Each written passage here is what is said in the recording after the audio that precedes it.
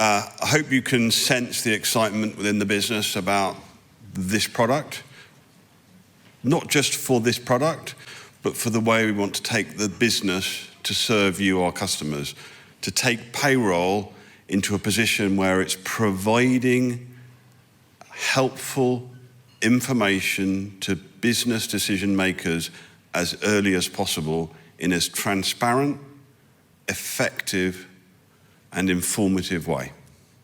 That's our objective. We need your help to make our products better. We're going to have a short Q&A session about this product now, and then we're going to have our next session. So does anyone have any questions they would like to ask? Stunned silence. Got a question? Thank you. It's just in regards to groups. Will there be anything in place for, once the payroll's been finalised and signed off and sent to backs, etc., is there going to be something in place to stop managers or the people making changes to the payroll, so additional changes are made once it's been finalised? Definitely one for my colleague Mark.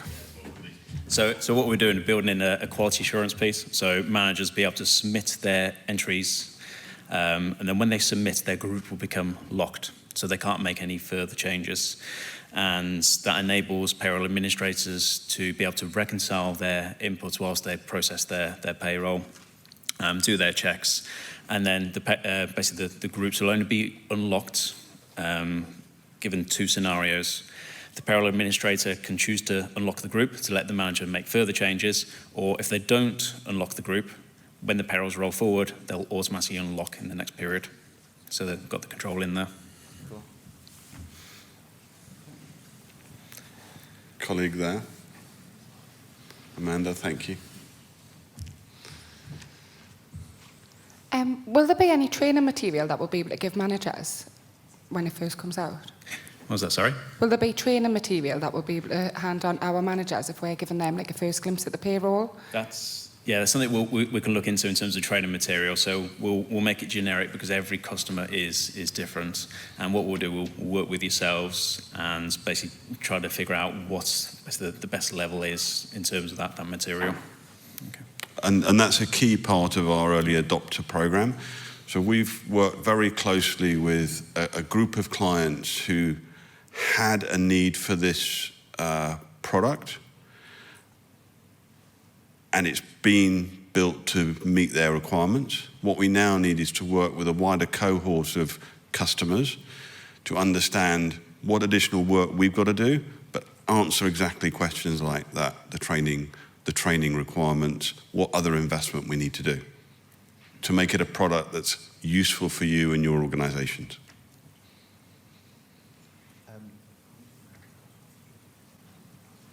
Is it automatic? Oh, there you go. I told you I'm not very intelligent. Mark, hats off to you, because as a customer for over 9 years now of working with different models of Cintra and everything, that's really exciting. The question I've got, though, is regarding the budget. Okay. So it says that you can forecast against budget. Is it going to integrate with a budgeting system? Are we going to finally have a finance system that's going to integrate with the payroll system and the people system and everything like that?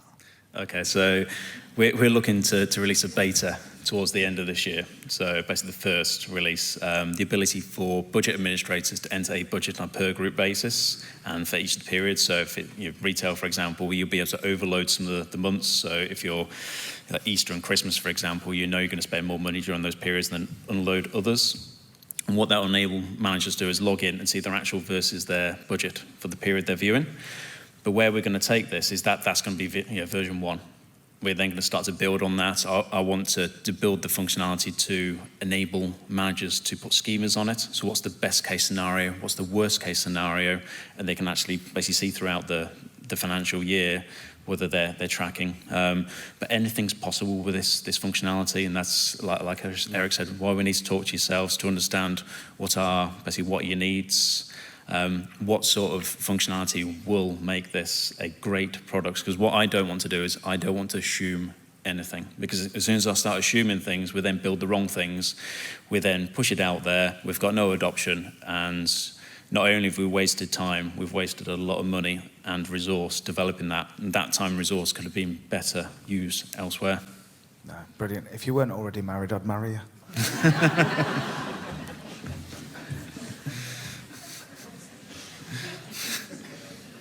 Okay. Anything else? Okay.